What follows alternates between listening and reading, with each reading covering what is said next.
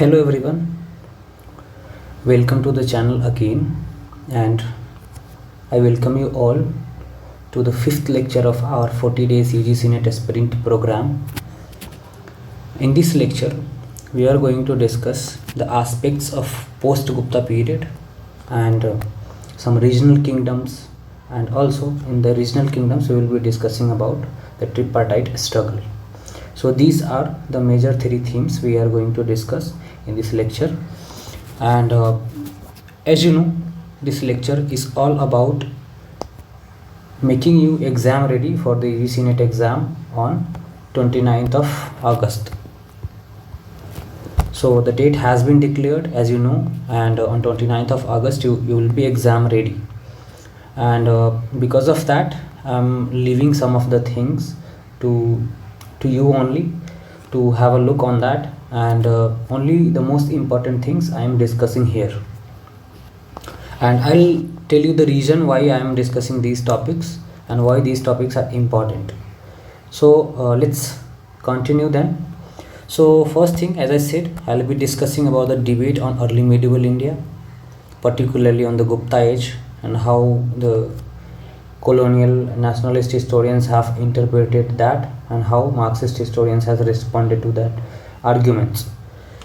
Next thing we'll be discussing about is the chronology of important wars and rulers. This is important for you, and from this phase and from this section they are asking question on regular basis.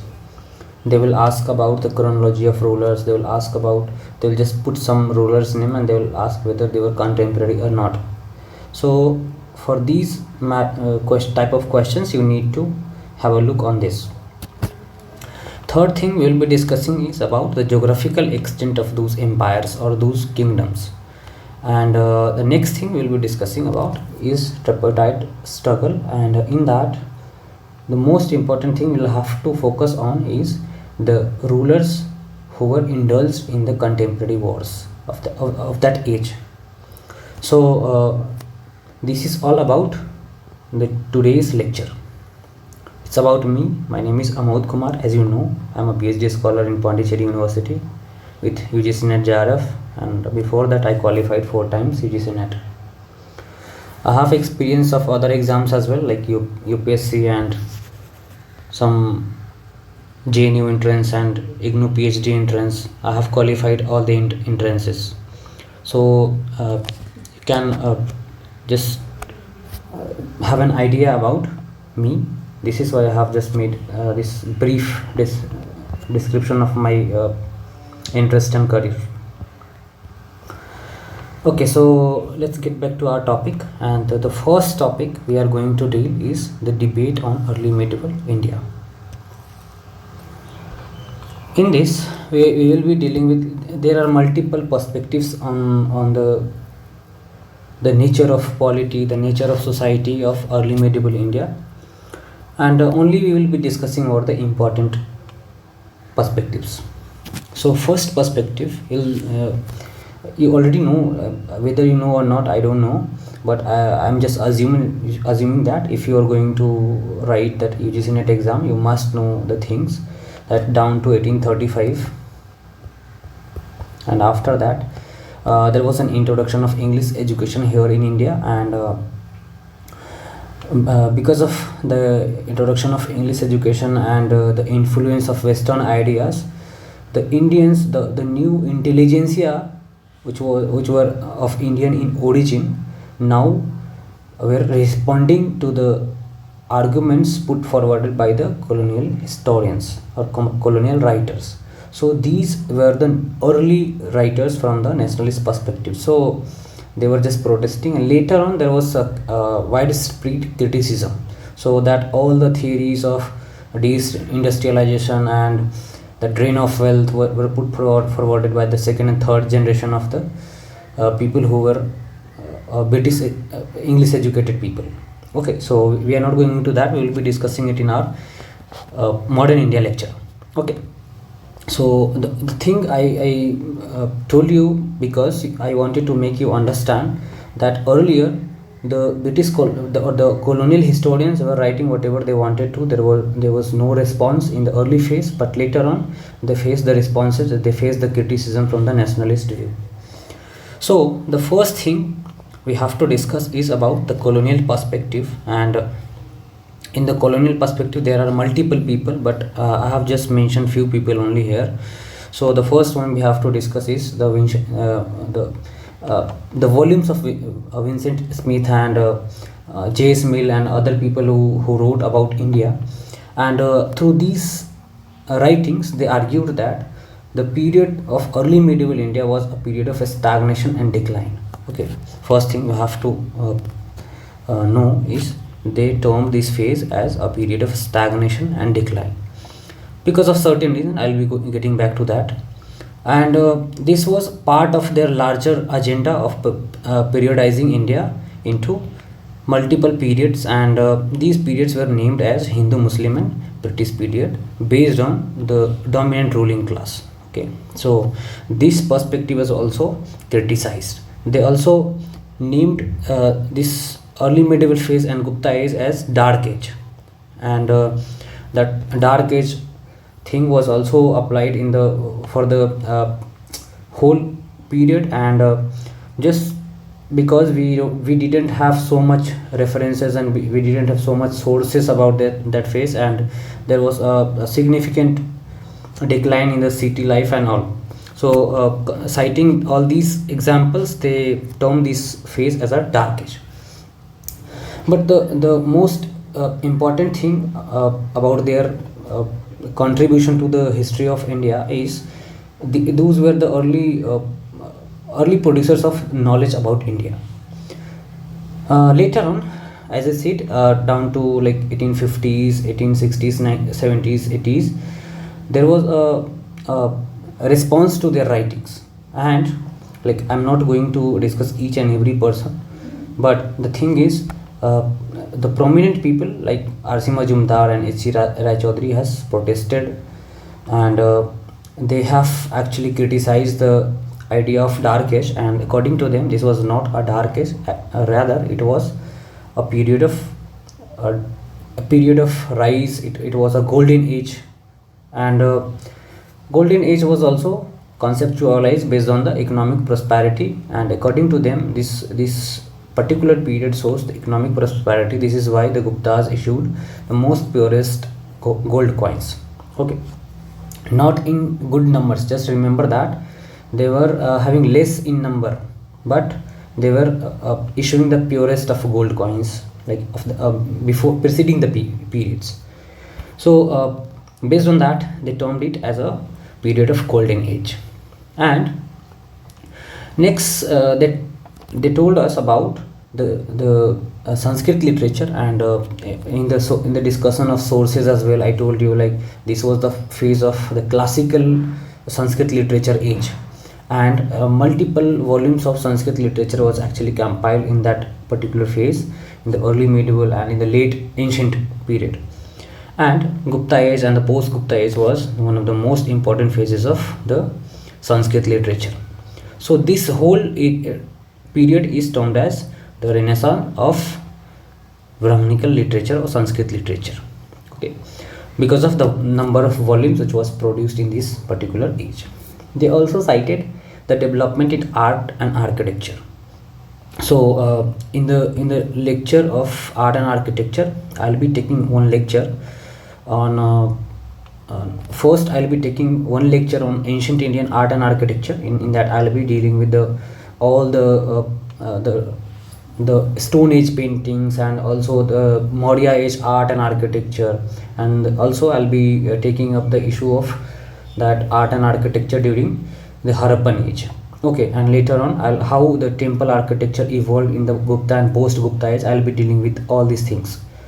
So in that lecture I'll be discussing about it, how art and architecture developed during the Gupta age. So through the various stages that temple architecture evolved, and we see that towards the 8th, 9th century, 10th century we see a delicate style of temple architecture, both in southern India and in northern India.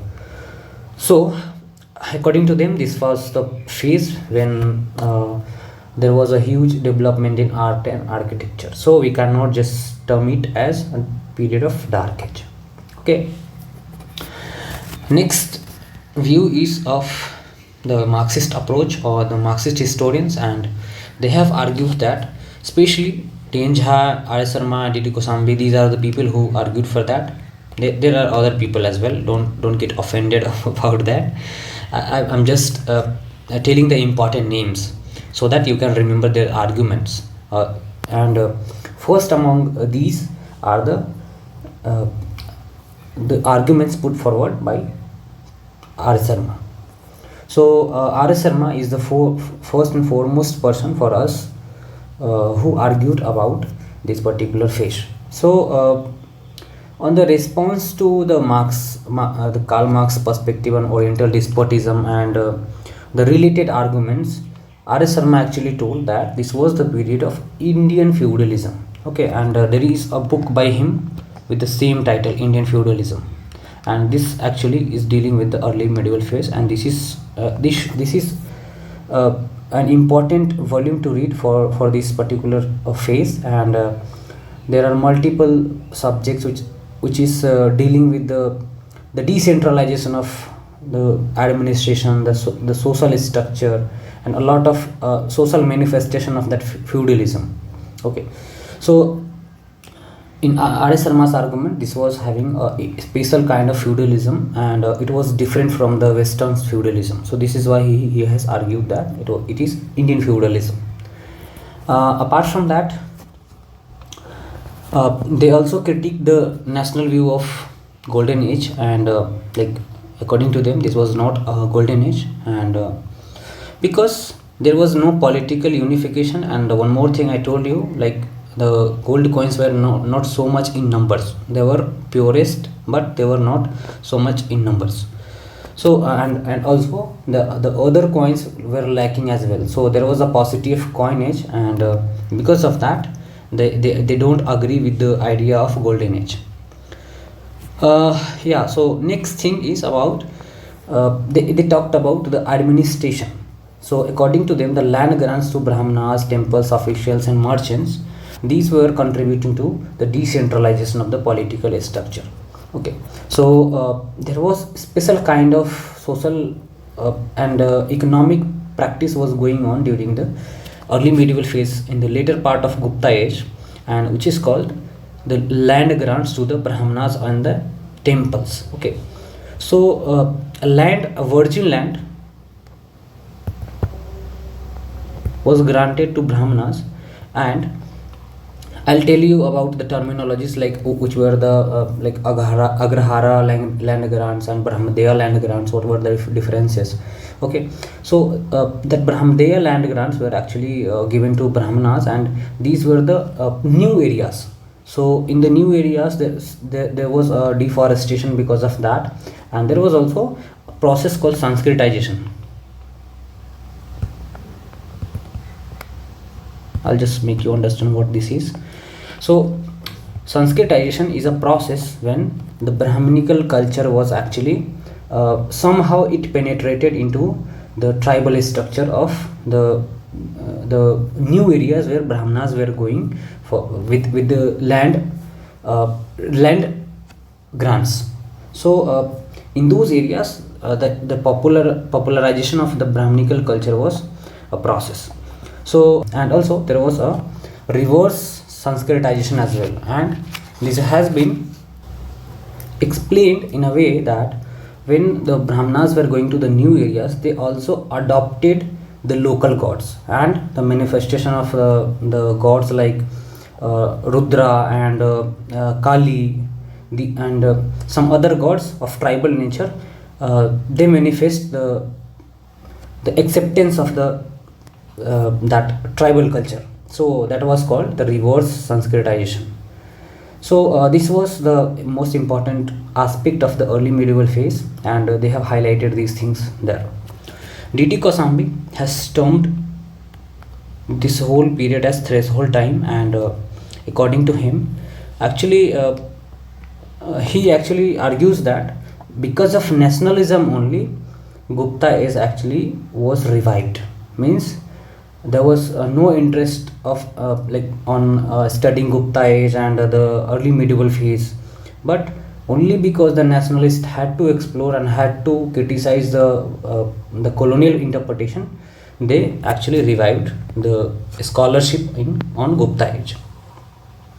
He also argues that the Tantricism, or the practice which was outside the Varna fold and which was outside the conceptual the main tenets of the religions, whether it is Jainism, Buddhism, or Brahmanism.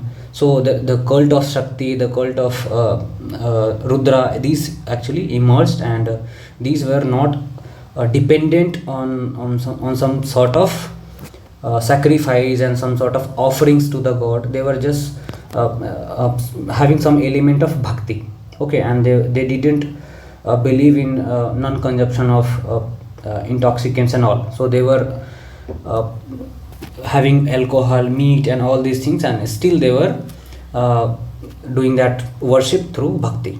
Okay, so this was also the prerequisite for the bhakti movement. We will discuss it later on when we will be discussing about that bhakti and Sufi movement in our discussion in medieval India. So we will be discussing bhakti movement and Sufi movement in one lecture in medieval India lecture. Okay, and in medieval India lecture I will be also discussing about the art and architecture during medieval India in a separate lecture. So these two lectures are important for you, and we will be having probably 6-7 lectures in medieval India as well.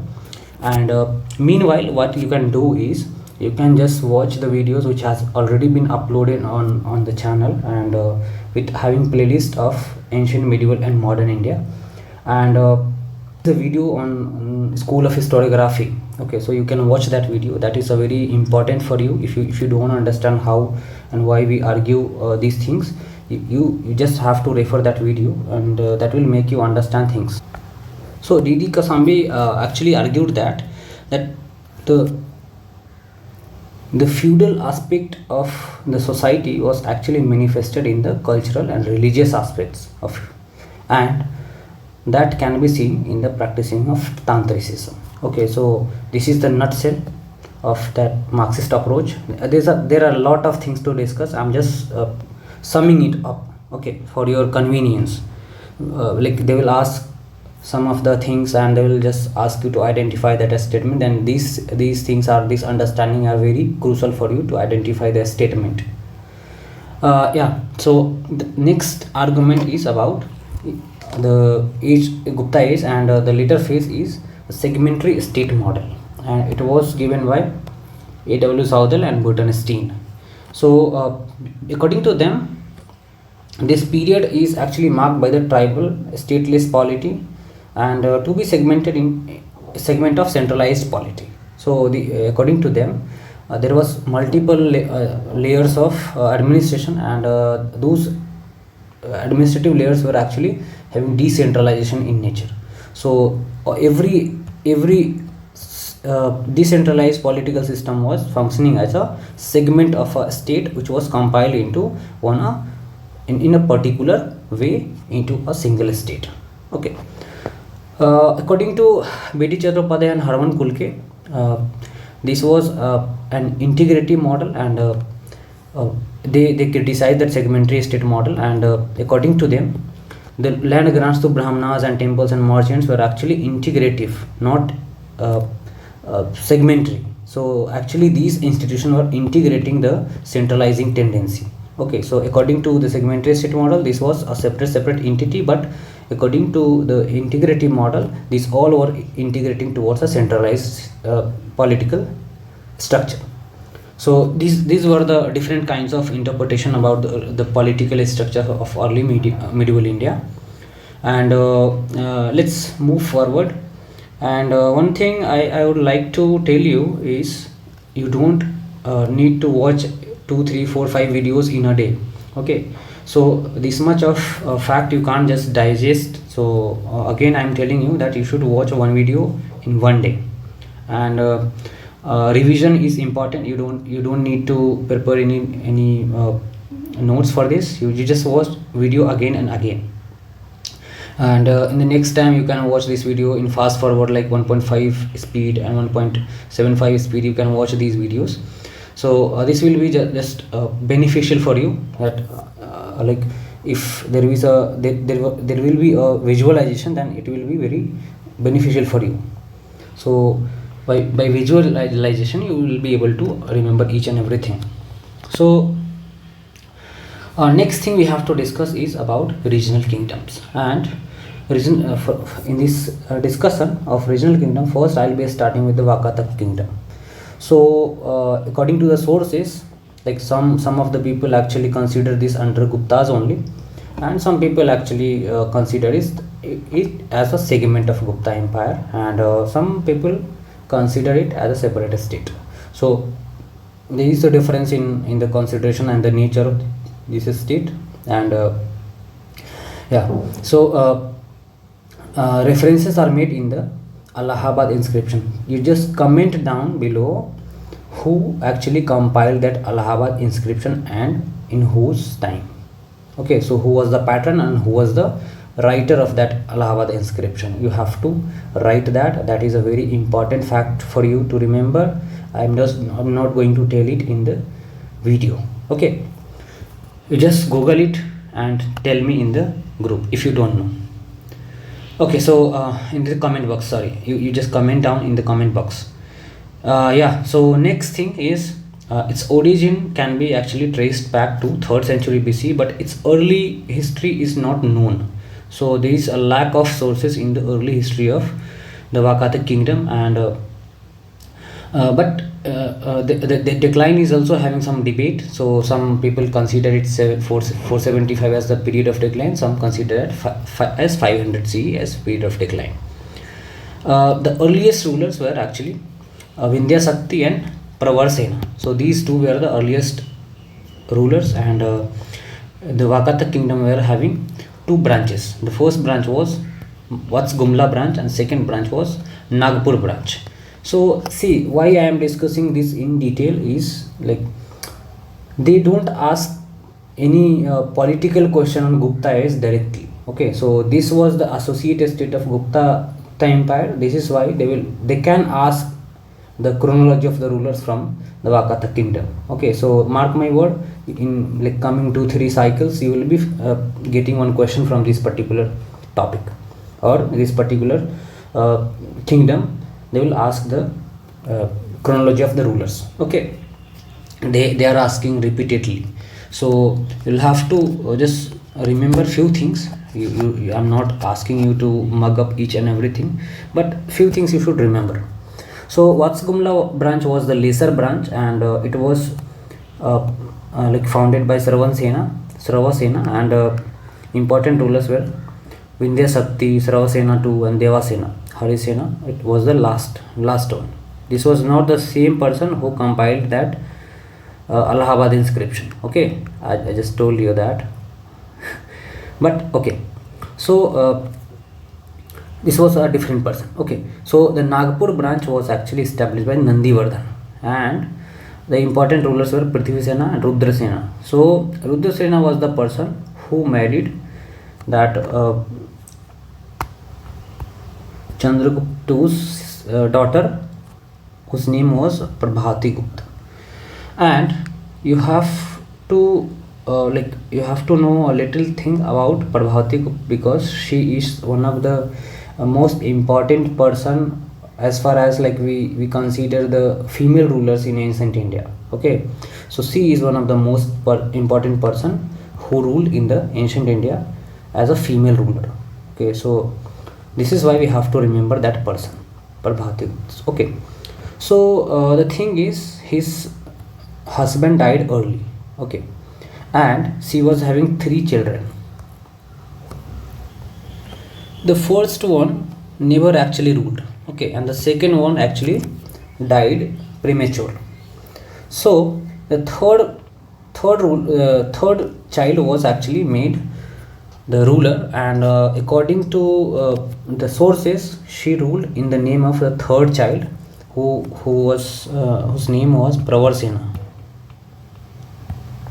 I have not written that. Pravarsena II. So this person was ruling this person was ruling from 420 to 452, and in his name only his mother was actually ruling. And we have some inscriptions, and especially we have copper plate inscription from Pune.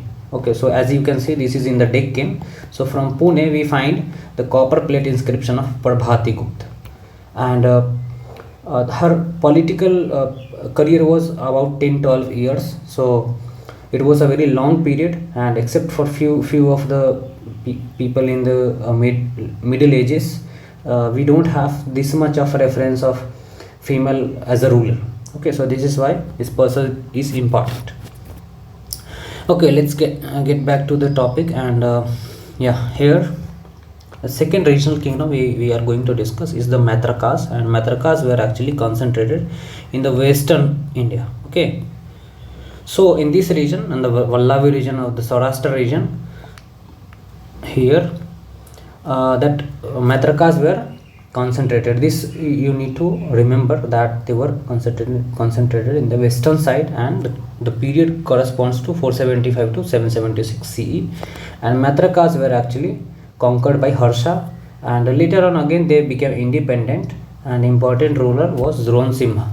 Okay, there are multiple rulers, but remembering one or two rulers is important for you, so you can't just mug up the name of all the rulers. Yeah, so third one is the Pallavas. I can't discuss each and every dynasty. It is more than 15-20 dynasties, but I'll compile one a file for you, one what we call that, one list for you, and you can just go through it. But here only I have discussed the selected things. Okay, so I have not discussed about the Cholas as well. Okay, so Pallavas were concentrated in the Kanchipuram in Tamil Nadu, you know that, and inscriptions are available from 3rd century onwards, but their formal establishment is actually in the 6th century, and from where we find regular sources of their rule.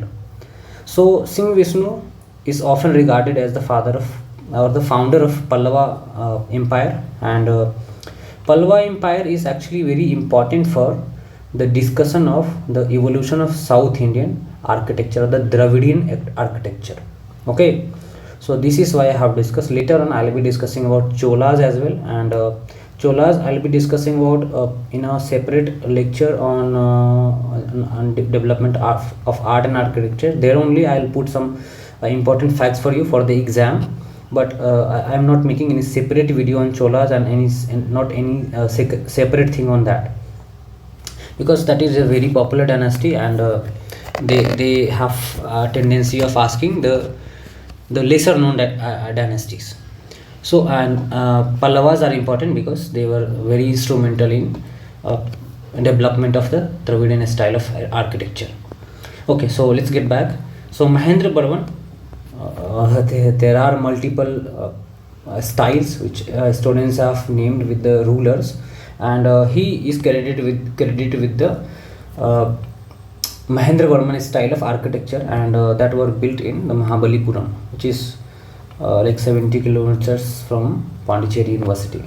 Okay, where I am staying. I have been to that place, and you should also visit if you are here. Next is Narsingh Barman, and he is also called Rajsimha, and his time period, you just see that chronology, it is for you only. So he is very famous for his military conquest. Okay, and he has also built that Shore temple at Mahabalipuram. Okay, so there are multiple temple complexes in Mahabalipuram. So there is one freestanding temple at one place which is called Shore temple, and which was built by Narsingh Barman. Okay, and that Ratha style structure you can see there at Mahabalipuram. So you go there and explore all the temples there. Okay, so next is Parameshwara Varman and Narsingh Varman II, and which is called Rajsimha II as well, and he built actually that Kailasnathar temple at Kanchipuram. This is not the same Kailasnath temple built in Ellora, but this is a different one that was built by the Rashtrakutas. We are not going to that. When we will be discussing that architecture and art and architecture, we will be discussing about that, don't worry. So this Kailas Natha temple was built in Kanchipuram, and the last ruler, like end of Pallavas dynasty, Rajsimha II and other people are Dantivarman. These are the later rulers. So you should remember that Dantivarman, Rajsimha III, these are the later rulers. So if they will ask for the chronology, you can just identify this 2, 3, 1, 2 like that. Okay, so these are important thing, and few people's name you can remember. Simvishnu, Dantivarman. Okay, so Simvishnu was from the earlier period, Dantivarman is from later period. So by this you can remember the names of the rulers. Okay, otherwise it is not possible to mug up each and everything. Yeah, so now the Ganga dynasty or the Eastern Ganga dynasty. There was one more Western Ganga dynasty which was centered in somewhere middle of the Deccan. Okay, and this dynasty is centered in the eastern part of the India. Okay, so one more thing you have to remember is for the Ganges dynasties, there are at least 6 rulers having Rajsimha title. So Rajsimha 1, Rajsimha 2, Rajsimha 3, Rajsimha 4 like that. So but the Keshava is considered as the founder of this ruler of this dynasty. Okay, so this is why this dynasty is important. So Keshava is the founder of the dynasty, and there are multiple rulers with Rajsimha title. Next thing is I am giving you some self work, some homework, you can say that. You have to go to either Google or go to any reference book, take that and just go through the chronology of the rulers of Cholas, Pandyas. Okay, also Kushanas I already discussed. Here also you can go through the Chalukyas. Okay, Cholas, Cheras, Pandyas, some rulers name you should remember. Okay, yeah, so these are the important thing. And here also you can see that I have mentioned here you can see I have mentioned the dynasty's name: Kadambas, Western, Eastern and Eastern Chalukyas, Rashtrakutas, Gujrat-Pratiharas, Palas, Kakatiyas, Hosilas, Yadavas, Pallavas, Cholas, Cheras, Pandyas.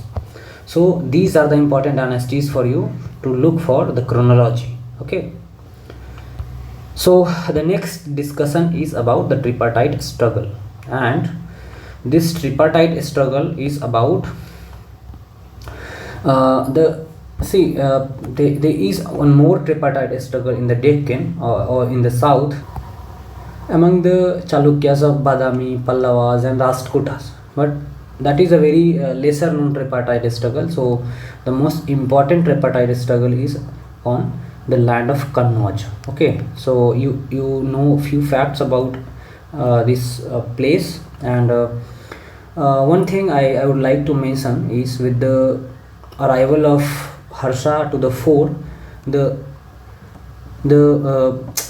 political center actually from the Patliputra, it actually transferred to Kannauj. Okay, so now the political center is shifted towards westward. Okay, and later on you will see this Kannauj was replaced by Delhi. Okay, so gradually the center of power shifted westward.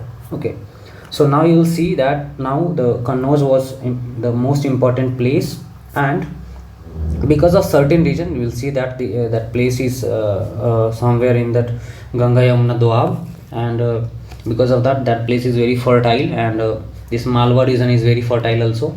So because of that this whole region was the bone of contention, and Rashtrakutas, Gujrat-Pratiharas, Rashtrakutas were having influence in these areas, Gujrat-Pratiharas in the western India and Palas in the eastern India.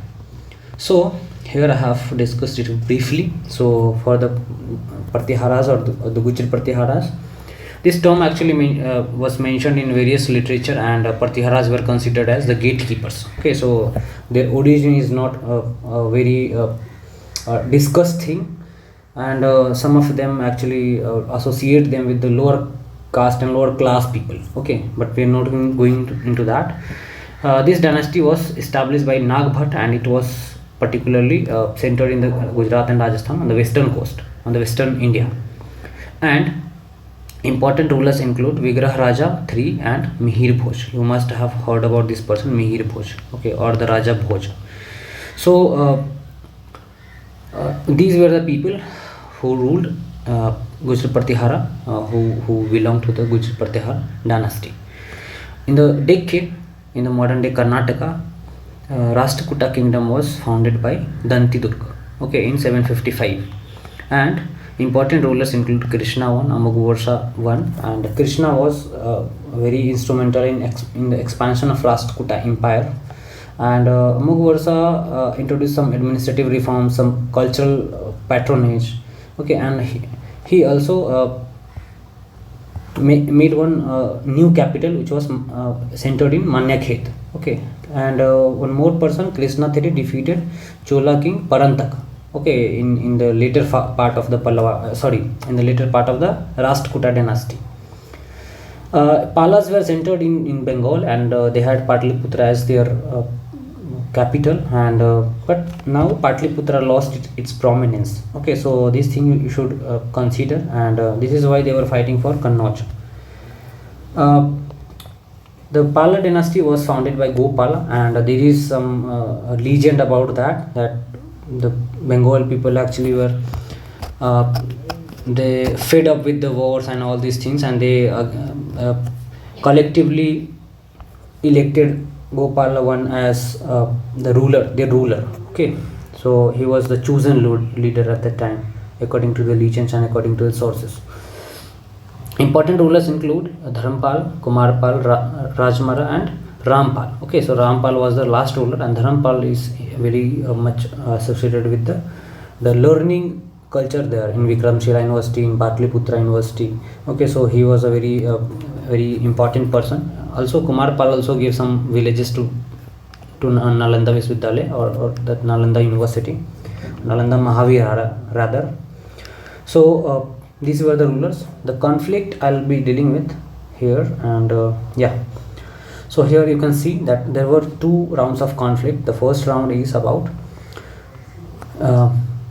it was about in the later part of the 8th century, okay, roughly in the later part of 8th century, and in that what happened, like there was a there was a definite pattern of the war. Okay, so here you can see here this Kannauj was under the influence of Palas initially, and the Gujarat Pratiharas asserted their power there. They defeated the Pala rulers, and again from here that Rashtrakutas went and they defeated the Gujarat Pratiharas. So this was the trend in both of the struggle, and you can see here Rashtrakutas emerged victorious in the first round, but they did not annex any North Indian territory. So the territory actually went back to the Pala ruler. Okay, and one most important thing they will ask in the exam is who was contemporary. Okay, so here I have mentioned. Here you can see Vatsraja,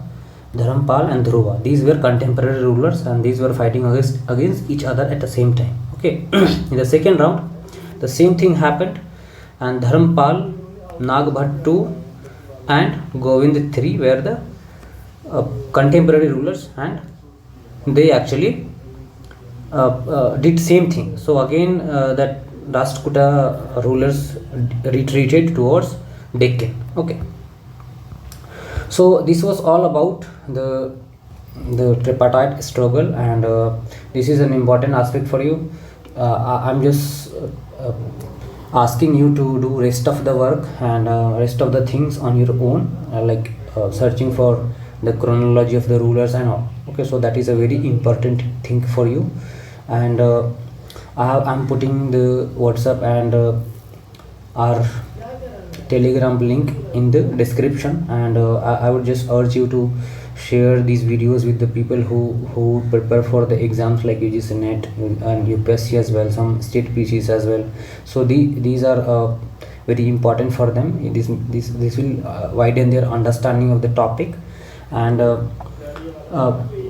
it is very encouraging for me seeing your responses for these videos. So just comment down anything if you want to ask, and until then, thank you, and thank you for watching this video.